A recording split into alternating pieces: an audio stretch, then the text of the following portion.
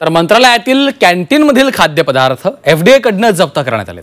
कॅन्टीनमधील तेल आणि पनीर एफडीएनं जप्त केलेलं आहे, तर सर्व खाद्यपदार्थांचे नमुने तपासले जाणार आहेत। कॅन्टीनमधील खाद्यपदार्थांचा अहवाल 14 दिवसांच्या नंतर येणार असून त्यानंतर पुढची कारवाई करण्यात येणार आहे। आमदार संजय गायकवाड यांनी कॅन्टीनमधील जेवण खराब असल्यामुळे कर्मचाऱ्याला मारहाण केलेली होती आणि त्यानंतर आता एफडीएनं ही धडक कारवाई केलेली आहे। 14 दिवसांनंतर आता या संदर्भातला अहवाल येणार आहे, त्यामुळे त्या अहवालात नेमकं काय येतं हे पाहावं लागेल। कॅन्टीनमधील खाद्यपदार्थांचा हा अहवाल आता येणार आहे। तर दुसरीकडे कॅन्टीनमधील पनीर आणि तेल जप्त करण्यात आलेलं आहे। एफडीएनं ही कारवाई केलेली आहे।